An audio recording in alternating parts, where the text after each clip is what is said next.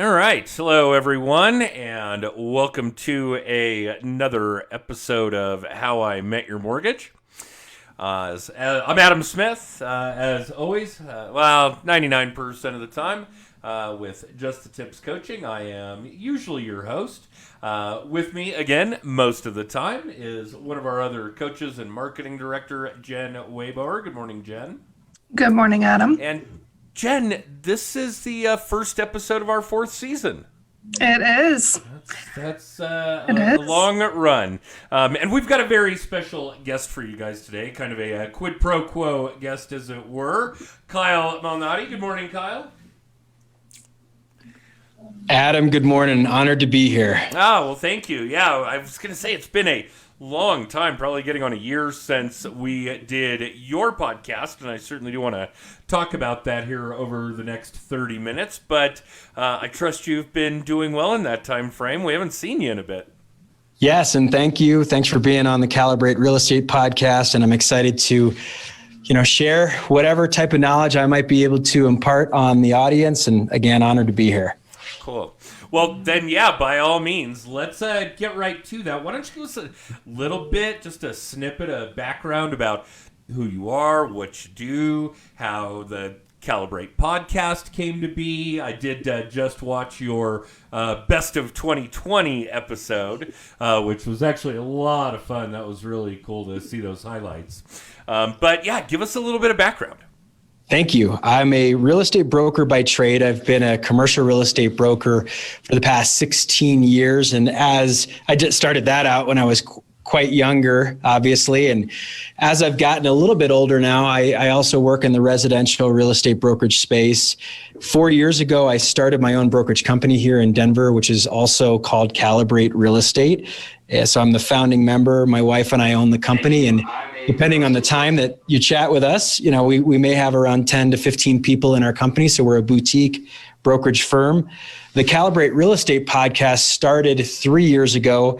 We are way past 150 episodes now. And our goal with that show is to take some of my national relationships from a couple of different awards that I've won and really distill the best practices from business leaders across the United States in the real estate space. But we've had the blessing of being able to interview authors like yourself, Adam. And so sometimes that conversation goes outside of real estate, and it's a pretty fun thing. Most of the people that are checking out the Calibrate Real Estate podcast do so on Apple Podcasts, but we're on Spotify, iHeartRadio, YouTube, etc. Yeah, that sounds very familiar. I'll bet Jen would be willing to give us some background on those platforms. And I know that she worked very hard in recent years to make sure that Just the Tips podcast, How I Met Your Mortgage, appeared on those platforms. And yeah, I know that the software work and IDX this and Blueberry that, credit where credit's due. Getting a podcast out there live and getting some traction with it is not an easy task. That is for sure. And then get into hashtags and captioning and all that fun stuff beyond it. All that fun stuff. Well, tell us about the podcast. Let's go there, Kyle. Tell us, what kind of content can we expect to receive? Who are the guests? What kind of content are we pushing out to an audience, whatever that audience may be, for your podcast? And Jen, if you would post in the comments there how people can find it so that they can listen to past and future episodes, that would be great. Thank you, Adam. So the podcast audience is realtors across the United States, and we have a steady following, and we're excited to talk to people about anything that a real estate agent might have as a question in their mind. And so what ends up happening a lot is, as we're searching for guests, we're thinking about what problems we can solve for people that are frankly in my own situation. I've been a curious, avid learner throughout my career, and I always felt like if I had a question, that there was probably an answer out there that someone else has already figured out at some point. And so years and years ago, I would just do what we all typically would do. If you want to experience some sort of success in an industry, you look for best practices, you ask someone who's been there, done that. And I would do that over coffee or lunch. And every time I would leave those appointments, I would think to myself, I'm like, it's kind of a shame that no one else gets to hear this conversation. So that's kind of item number one. And then item number two was, not only is it a shame, but is there a way that I could be a little bit more efficient and kind of leverage this discussion to a much broader audience? So the podcast was born, and it was born more than 3 years ago. It was born actually 5 years ago as a YouTube show where I'd interview my clients. My clients are fascinating people here in Denver, typically owner-operators of apartment buildings, and their focus, which has become our mission at Calibrate Real Estate, is we exist to help people create generational wealth through real estate. Why I'm in brokerage today. It's always why I've been in brokerage, but it took me a while to figure that terminology out, that phraseology. So now what we're doing is, instead of having our clients on the show, we've pivoted that and made it from a YouTube show into a traditional podcast where we're interviewing typically real estate agents, but the authors, some of the big headliner guests. We had Mike Michalowicz on just a few months ago. He's 6-time author. His most famous book is a book called Profit First. And his most recent book is a book called Fix This Next. Mike was a fantastic guest. Another really famous guest we've had is actually my personal and career coach, a guy by the name of Rory Vaden. Rory wrote a book called Take the Stairs in 2012 that was a New York Times bestseller. And he has a TED Talk that went viral called How to Multiply Your Time. And, we're having, I could go on and on with all the different guests that we're having, but it's really interesting too.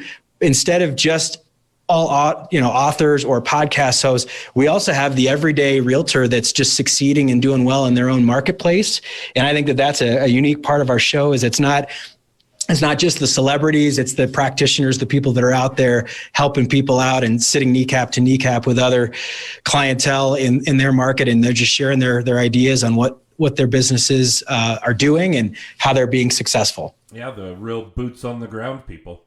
No question. Let's go back just a little bit. And obviously, I want to make sure that our audience kind of catches the podcast tagline. Give that to us again. Well, sure. That's actually the mission of our brokerage company. And it's what I think about when I think about the podcast as well. But our mission of Calibrate Real Estate is to help people create generational wealth through real estate. That is why we exist.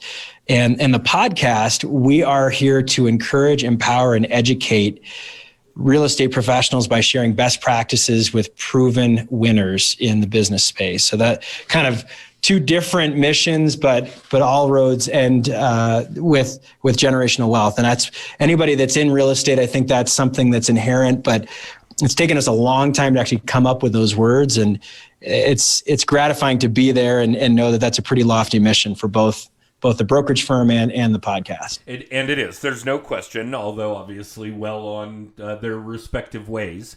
And I think I've heard that terminology, generational wealth, from a handful of other real estate agents over the years. And I've probably met, 250,000 real estate agents over a 20 plus year career. But tell us what it means. What does that mean? How are we achieving that goal? What do I need to be doing as a consumer? What do your clients that aren't already aware need to be doing? What are the consumers that are in our current audience watching this stream, listening to the podcast and syndication? What do they need to be doing in order to obtain that goal, whatever it may mean? Well, the first thing would be to start investing in real estate and really look at your real estate holdings as investments. And that could be your single family personal residence. It doesn't have to be an apartment building. Most of my clients happen to own investment real estate that they don't live in. And so I think that's the next journey is owning a rental property. But the first things first would be to focus in on creating generational wealth with your family by buying a personal residence and doing so in a sustainable way that you're not putting every last dollar that you own into your house. You've got, good, astute financial best practices, whether it's just the way that you operate your personal finances. And I think that most of the people that I've worked with have got a good handle on how to take care of their monthly budget long before they buy a piece of real estate. So then you buy your first house. And then a lot of my clients, the ones that I have enjoyed working with the most, they started off by buying single family rental properties and then traded them into duplexes or fourplexes. And then they started to really create what a lot of people say is economy of scale. Economy of scale is just a fancy term that I learned in business school, which means that the more doors you have under one roof, the more efficient it becomes. And so they would trade those 4 units into an 8 unit, into a 12 unit, and so on and so forth. And then what I learned is that my smartest clients involved their kids in their business. And so they would get into their 60s and 70s and realize that they were building this to bless generations of their family. And so it wasn't just their kids, but their grandkids and future generations. And some of the cooler stories that I've heard, a lot of this is just anecdotal, but people that were able to pay for all of their grandkids' college educations through the real estate investing that they've done, or to pass on a tremendous amount of wealth, to spread that out from where 1 person to 4 people to then 20 people and so on as you go generation 1, 2, and 3. And real estate is a tremendous driver of wealth. And it's a lot of times, unfortunately, it's some of the wars that we see that are fought across the world here is all about how real estate is taken care of and transferred. And really the economic prosperity of the United States is largely dependent on the way that we do real estate, which is there's not a monarch, there's not a king or a queen or a dictator that owns the majority of the land. We do as the individuals, and it's one of the best blessings that we have in the United States. Yeah, that's an interesting take on it. And obviously I've heard, 1,000 times over the years that nobody ever got wealthy without owning real estate. It's just a stepping stone on that path without equivocation. And the other piece of it, of course, that I think is really unique to what you are recommending, proposing, assisting your audience, your clientele with, is that we're not making any more real estate, ladies and gentlemen.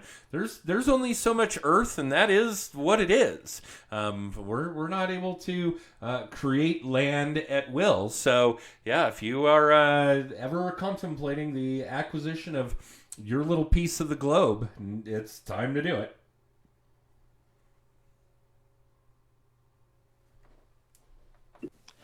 Yeah, it's a tremendous reminder that there really isn't, God's not making any more real estate, right? And it's such a special thing too to know that every single piece of real estate is unique.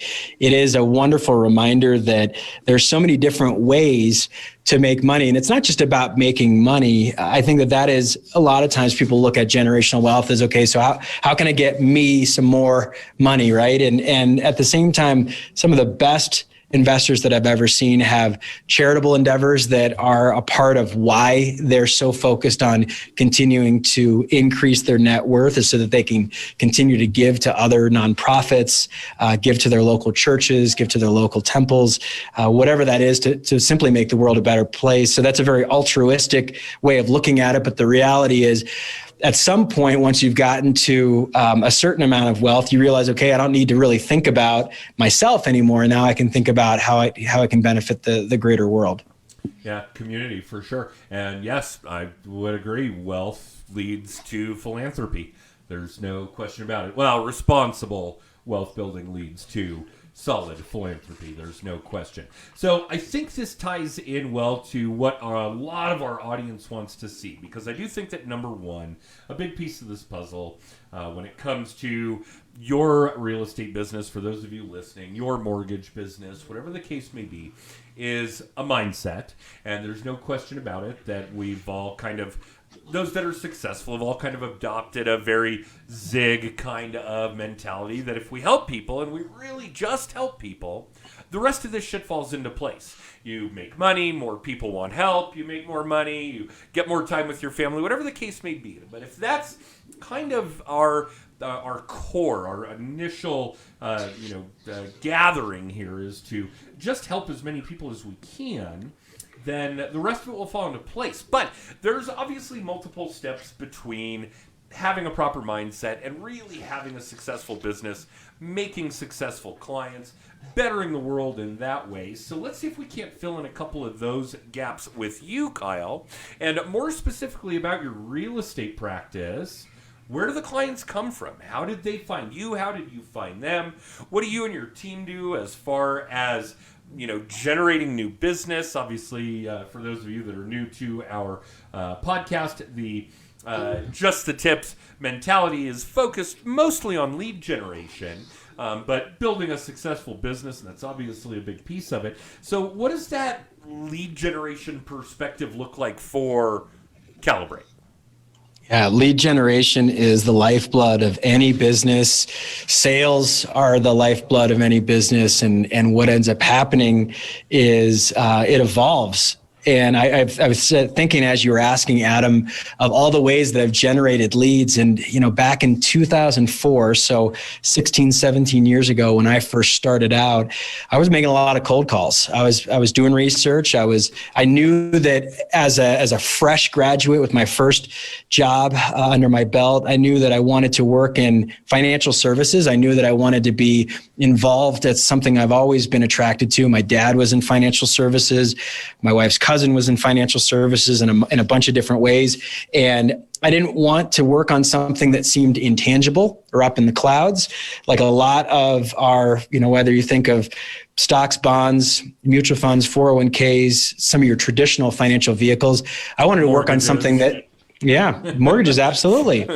Yeah, you know that they're digits on a page, and that's important, but it just didn't feel to me like it resonated as well as bricks and mortar. So I love the fact that you could find a way to work in financial services, but also combine it with a tangible asset like real estate. Obviously, the ability to leverage it, and everybody's got different abilities to do so. But unless you're a really savvy stock investor, there's not a lot of people that can actually have the ability or afford the ability to invest on margin. Whereas in real estate, in the profession that you're in, Adam, we have the ability to leverage real estate, and there's a lot of benefits to that, which I don't think we need to get into because we're talking about lead generation. With lead generation, I made a lot of cold calls and I became very good at it. And what ended up occurring is that I would meet with a lot of people. Real estate's a contact sport. I very rarely ever got a listing without meeting someone. And so that was kind of the next step is I'd have a pitch that I'd make on the phone, and all of a sudden that would lead to a meeting. Then you get a listing, you sell it, you do that. Wash, rinse, repeat, right? So I would do that over and over and over again. And as technology started to advance here over the past 17 years, what I have fast forward leaned into the hardest is not social media marketing, although we are on social platforms. We are heavy email marketers. And that's what we do at our company to generate and harvest and continue to incubate the leads that we have. We get more business out of email marketing than probably anything else. Of course, I do spend some time on the phone still, but that has proven to be the most effective lead generation source is curating an email database, making sure that we're coming up with content that's interesting, that's delightful to see, that really conveys our personality. And we do all of that in-house. We produce it all here at Calibrate Real Estate. And we're a small business that's looking at becoming a big business, and we do all of it through email marketing. That's amazing. And definitely something unique to our typical guest. We certainly do still talk to a good number of people about using the phone and about social media. Not that we are big fans of social media marketing per se, but having a presence, no question, because we're really big on making sure that everybody understands that what you do, what I do, is a relationship business, and giving people a real opportunity via social media to make sure that they are learning about you, not what you do, is very important. But email, I would say, is a pretty unique animal. Obviously, there was a time when email was new, or email marketing was a big, big deal. And like everything old, these things become new again, like the phone, like snail mail. And certainly now, after decades of having email can be included in that group as well. But we definitely don't talk to a lot of people that are using it in a good manner, in a wise manner, in a consistent and constant manner.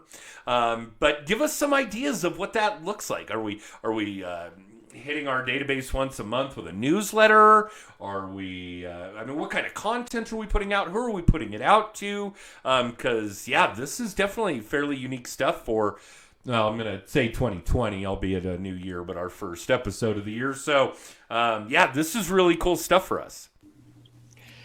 Adam, it's a great question of what do you do with email marketing? I think the first step, and I've got a 4-step process that I've curated here over the past couple of years. I really never thought about it this way. And maybe there's some other thought leaders have communicated similar ideas, but I came up with this acronym, and it was one of the beautiful things that are born out of or conceived within a podcast episode. I'm having this conversation with an Instagram expert that is a friend of mine, and we were having this discussion on my show about how she's grown an Instagram following of 15,000 or more now as it continues to grow.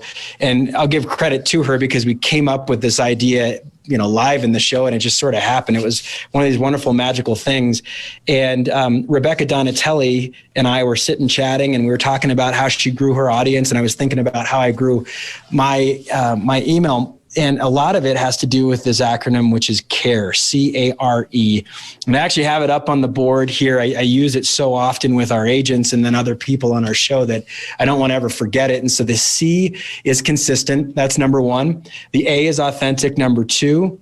The R is for reach, number 3, and number 4 is engage. So C, consistent, A, authentic, R, reach, E, engage. And so I think about all those things whenever I put any type of content together, is that you've got to be consistent. So our podcast, as an example, launches every Friday, every single Friday, like clockwork. So that's consistent, right? My email marketing that goes out for new listings, for sales, for client vignettes, and we do some behind the scenes client stories that we'll then share out with our audience. Those happen on a regular basis. They're weekly. And sometimes we have 4 to 5 emails we're sending out a week. We're not trying to do that all in one day. We try to spread it out so that we can deal with the logistics of it. But being consistent is the most important and probably under-respected part of any type of sales, is that you've got to show up on a regular basis. And the people, there's a lot of noise. I mean, you can talk about any marketing studies that'll say how many impressions people have or how many times people are marketed to. The reality is that there's a lot. We're all really trying to get in front of people, and we have very few amounts of opportunities to do it throughout the day. And so you just have to just overwhelm people with volume at times.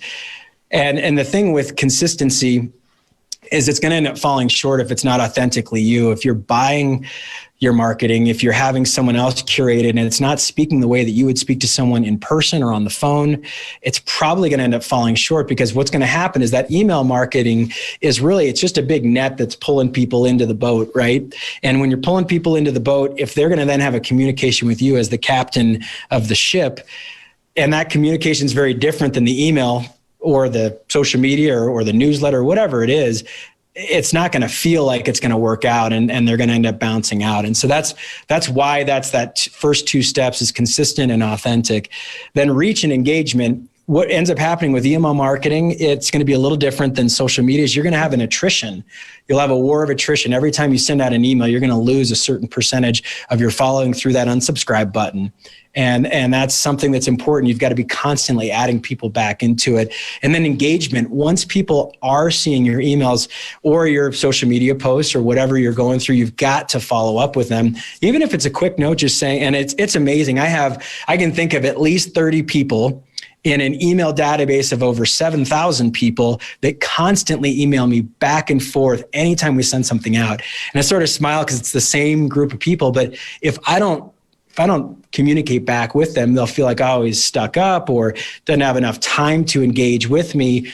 And more often than not, what'll happen is I will get commentary from people who are ready to sign a listing agreement. And they'll say, I just am amazed at how much production you do, your deal volume. And I think that those are people that are constantly looking at what we're doing, but I'm not having an active conversation with them. And it's creating this perception, which is an accurate perception, that we have a lot going on, but I don't have to be in flow with them all the time. They're just seeing it and they're passive. And then all of a sudden, when they're ready to do something, they're thinking of me as top of mind, as someone that can help them out. This I can tell that Jen is enamored with this with care. Yes, I see Jen nodding Yes, I love and it. smiling. We're certainly big proponents of constant and consistent. I will never judge someone, a client, whatever the case may be, on how they want to do their lead gen, only if they don't do it.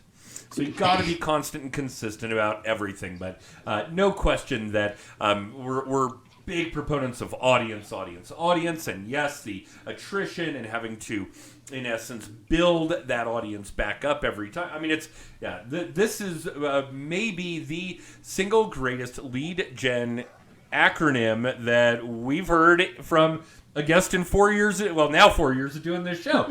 So yeah, great stuff there. I know Jen will be enamored to reuse that in some of our further content when she puts graphics together about why people should go listen to this podcast in the future. But yeah, brilliant stuff there. So there is one last little piece, and yes, Jen, I see your warning that we're running short on time. I can't believe how quickly this goes by. What does your team look like, Kyle? So when we're talking about, this concept, and you're making sure that care is always in the front of everybody's mind, and certainly yours when you're dealing with your team, give us a little insight as to what the structure at Calibrate looks like when it comes to the people. Yeah, we're a locally owned and operated business. You walk into our office and you see real people. And I say that tongue in cheek, there's a lot of businesses that people admire out there that are completely virtual long before any pandemic happened, and they've got virtual assistants and all that. I'm a firm believer in let's have a business that is going to be, again, consistent and fueled by the same people interacting in the same space. We've had to navigate a lot of that this past year. But just to break it down, the actual people that are in it, my wife and I, Courtney and I, own the company 100%. There's no other partners, or there's no angel funds or seed money or anything like that. We started the company with our own money. She's the CFO. I'm the CEO. So Courtney handles all of our payroll, all of our HR, very, very typical kind of mom and pop business. Our next level of leadership is we have a managing broker who just got recently promoted. She was our business manager, really strong individual named Kayla Davis. She actually produced our podcast for a number of years, and I believe that she was ready for a promotion. So she is now our right hand as it relates to making sure we've got all the compliance in our brokerage taken care of. She writes offers for everybody. She makes sure that everybody's managing their business and really operating it. So Kayla is our managing broker. I'm still the employing broker. Ann Russell's our marketing director. Ann started off as a transaction coordinator, and one of the blessings of working with someone on a daily basis is you kind of find out what their talents are and what their training is. And so the transaction coordinator role, transaction manager role, was really a stepping stone for her. She actually was classically trained as a designer and has an art degree from Kansas State. So, she was able to really innovate in some spaces that we've never really expected from a transaction manager. And so we said, hey, this is a great move to move you into the marketing director role. So Ann handles our website, all of our social media, our email distribution. And the thing that I love about it is she started off in the blocking and tackling, the tactical part of our business, which is the transactions, before she went into marketing. And I feel like now she's able to communicate better with our clientele. And then after that, we have, more than a handful of real estate brokers that are working under me as the employing broker. And I get the benefit of really seeing how their businesses grow, and I get to mentor them. And so that's the structure of our company. Perfect. And it sounds like your marketing role is very similar to Jen's marketing role. And I do think that there's one other piece of that puzzle that is really, really cool, is that since she's been with you and been in multiple roles over this time, she can really predict what you want to put out there as well. She's got an intuition about what kind of marketing, that authenticity that you describe in care, can come more organically from her now, because the two of you have worked on so many different levels together for so many months and years that it makes that process more authentic as well. You're exactly right. And I think it's important to share that none of this happens without time, without working together through a variety of different projects. Every Monday, and this is no different than today, in about 2 hours, I'll go into a 2-hour-long meeting with Kayla Davis and with Ann Russell, again, our managing broker and our marketing director, to go through every single file we're working on, every single email campaign, what the stats were on the prior week's email campaigns, how we're progressing along in transactions. And it's probably my finance background, it's probably my investment background, but I feel like you've got to measure constant metrics within the organization and do that on a regular basis. And so there's no secret to the way that we do it. It's probably a very obvious thing, but I think when you've got a practitioner out there that's good at sales, a lot of times what happens is they don't take a moment to step back and say, okay, what are these stats actually sharing with me? And so that's something that we do on a very regular basis every Monday. Again, consistent. Constancy, yes. Constancy, consistency. I'll lay it out there right now. We do that meeting with my team on Tuesdays, but every week like clockwork. The point is you just figure out a date that works for everybody. This has been great. Jen, I know we're over time. What else do you want to add? I loved all of this. I loved hearing about the podcast. We don't get a lot of other podcasters on the show, so this has been great, Kyle. We really appreciate your time. Yeah, it's been a thrill for me. I would love it if anybody checked out the Calibrate Real Estate Podcast. Apple Podcasts is our primary medium, but again, you can get it on Spotify, iHeartRadio, and just ask Alexa, and she'll find it for you. I linked it in the comments, and I'll put it with our podcast episode too. I'll be sure to link to. Yeah, and of course, check out Adam's episode on our show. Thanks again, Adam, for doing that. Oh, no, that Absolutely. was a lot of fun. I really enjoyed doing it. And actually, I'll tell you the truth, it pushed us to make some advancements in our own video studio at our office in order to do that. So it was a nice little kick in the ass for us as well. It's true. Yeah, so Jen, let's look at getting Kyle back on the show because this has been a lot of fun, and I think a sequel would certainly be in order.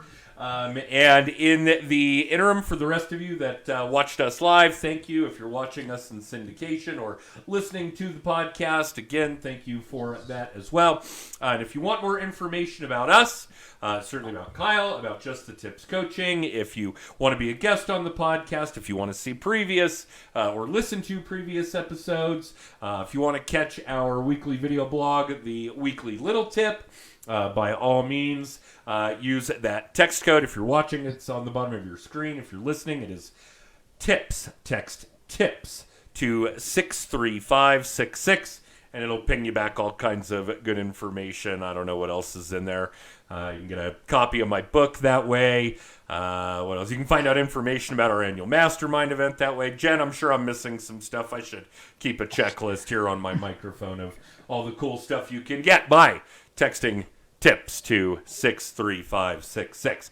But Kyle, again, thank you so much for joining us. I'm looking forward to doing this again. It was a true pleasure. Thank you.